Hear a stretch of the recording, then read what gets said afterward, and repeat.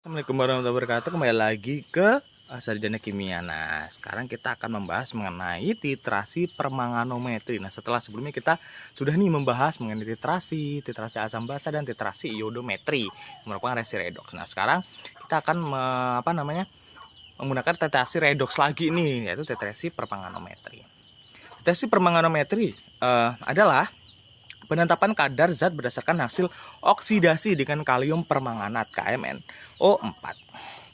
Titrasi permanganometri merupakan salah satu titrasi redoks seperti yang contohnya kemarin titrasi iodometri gitu kan. Metode permanganometri didasarkan pada reaksi oksidasi pada ion permanganatnya. Jadi adanya reaksi oksidasi di ion permanganat di MnO4-nya gitu. Oksidasi ini dapat berlangsung dalam suasana asam, netral dan alkalis atau basa. Prinsip titrasi permanganometri adalah reaksi oksidasi reduksi pada suasana asam yang melibatkan elektron dengan jumlah tertentu. Jadi pakai elektron gitu ya. Dibutuhkan suasana asam biasanya H2SO4 untuk mencapai tingkat oksidasi dari KMnO4 yang paling tinggi dan bilangan oksidasi plus 7 menjadi plus 2. Berarti ada penurunan kan. Nah, pada proses titrasi tidak dibutuhkan indikator lain karena permanganometri udah nanti akan merubah warna gitu sehingga akan ditentukan titik akhir atau titik ekuivalennya. Karena pada KMnO4 sudah mampu memberi perubahan gitu pada titik akhir.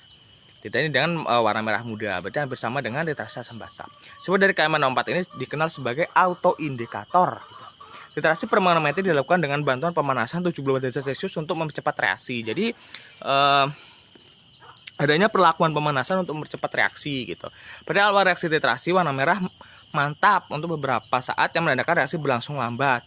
Nah, pada pembuatan titer selanjutnya warna merah hilang makin cepat karena ion mangan 2 yang terjadi berfungsi sebagai katalis untuk mempercepat reaksi. Jadi ion mangan 2 berfungsi sebagai katalis gitu, ditambah dengan pemanasan tadi untuk mempercepat reaksi. Nah, selanjutnya titeran dapat ditambahkan lebih cepat sampai titik akhir titrasi setelah yaitu pada tetesan di mana warna merah menjadi warna merah jambu atau pink. Meskipun KMnO4 dapat diperoleh dalam keadaan murni, tapi larutan titernya tidak dapat dibuat langsung dengan menimbang seksama. Ini disebabkan karena waktu dilarutkan dalam air ia akan bereaksi dengan pengotoran yang mungkin ada di dalam air atau pada dinding wadah karena sangat mudah bereaksi untuk dari KMnO4-nya. Karena itu mula-mula dibuat larutan kira-kira sama dengan yang dibakukan, misalkan dengan menggunakan natrium oksalat gitu, nggak boleh langsung murninya gitu kan ya. Larutan permanganat yang akan disimpan dibuat dengan pemanasan, kemudian disaring dengan glass wall, krus atau penyaring asbes. Gitu kan, agar ya terjaga gitu kandungannya tidak tercemar karena mudah teroksidasi dan mudah bereaksi gitu kan.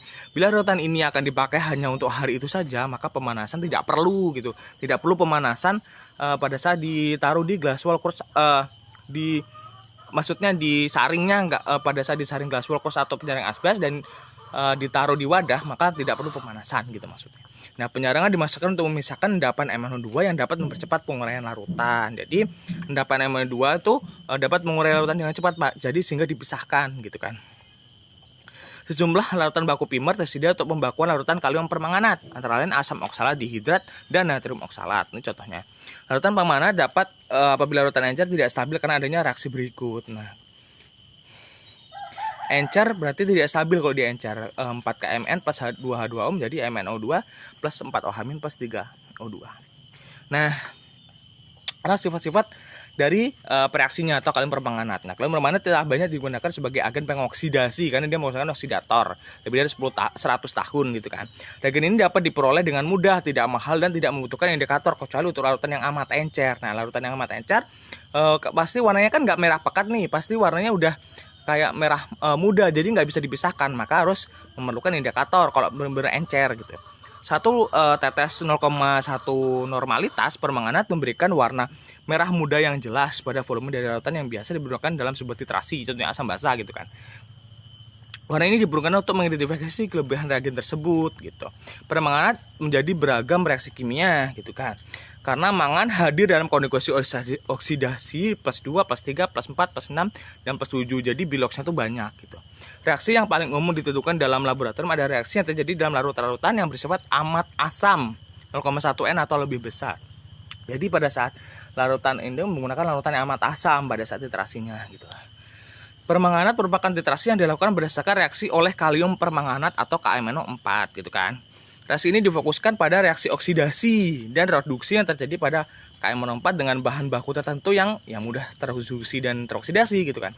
Kebanyakan titrasi dilakukan dengan cara langsung atas alat yang dapat dioksidasi seperti Fe3+, asam atau garam oksalat yang dapat larut dan sebagainya. Nah, ini ada beberapa contoh logam yang tidak dioksidasi dapat diterasi secara tidak langsung dengan permanometri seperti ion-ion Ca, Ba, Sr, Pb, Zn, dan Hg yang dapat diendapkan sebagai oksalat dulu. Setelah endapan disaring dan dicuci, larutkan dengan H2SO4 berlebih sehingga terbentuk asam oksalat secara kuantitatif gitu. Asam oksalat inilah yang akhirnya dititrasi dan hasil titrasi dapat dihitung banyaknya ion logam yang bersangkutan. Jadi itu ada metodenya. Ada lagi ion-ion Ba dan Pb dapat pula diendapkan sebagai garam kromat. Nah, tadi kan sebagai oksalat, sekarang sebagai garam kromat. Setelah disaring, dicuci dan dilarutkan dengan asam, ditambahkan larutan baku FeSO4 gitu. Dioksidasi oleh kromat tersebut biasanya dapat ditentukan banyaknya dengan KMNO4 gitu. Standar primer untuk permanganat. Nah, standarnya natrium oksalat nih, senyawa ini Na2C2O4 merupakan standar primer yang baik untuk permanganat dalam larutan asam. Berarti ini larutan baku standar gitu kan. Senyawa ini dapat diperoleh dengan tingkat kemurnian tinggi, stabil pada saat pengeringan dan non higroskopis atau tidak menyerap air gitu kan. Reaksinya dengan permanganat agak sedikit rumit dan berjalan lambat pada suhu ruangan sehingga larutan biasanya dipanaskan sampai 60 derajat Celcius gitu. Bahkan pada suhu yang lebih tinggi reaksinya mulai dengan lambat lagi, namun kecepatannya meningkat ketika ion mangan 2 terbentuk. Mangan 2 bertindak sebagai katalis gitu kan. Dan reaksinya disebut autokatalitik. Karena katalisnya diproduksi dalam reaksi itu sendiri gitu. Jadi nggak perlu penambahan katalis yang lain. Ion tersebut dapat memberikan efek katalitiknya dengan cara bereaksi dengan cepat pada permanganat untuk membentuk mangan berkondisi odesi menengah +3 atau +4. Di mana pada gilirannya secara cepat mengoksidasi ion oksalat kembali ke kondisi divalen gitu. Contohnya nih M5C2O4 2- plus 2MnO4 plus 6H positif, maka akan menjadi 2Mn2 positif plus 10CO2 plus 8H2O gitu. Hal ini biasanya digunakan untuk analisis Fe2, H2C2O4, Ca, dan banyak senyawa lainnya yang bisa penggunaannya titrasi gitu. Selama beberapa tahun, analisis prosedur dijalankan oleh McBride yang menunjukkan seluruh titrasi berlangsung perlahan pada suhu yang lebih tinggi dan pengadukannya kuat untuk reaksinya berlangsung cepat gitu untuk langkah-langkah tersebut. Namun, belakangan ini Flower dan Bragg menyelidiki secara menyeluruh reaksinya dengan menunjukkan agar hampir semua permanganat ditambahkan secara tepat ke larutan yang diasamkan pada suhu ruangan. Nah, si Flower dan Bragg ini mencoba gitu pada suhu ruangan gitu, gimana gitu kan. Setelah reaksinya selesai, larutan tersebut dipanaskan sampai 60 derajat Celcius dan titrasi diselesaikan pada suhu ini.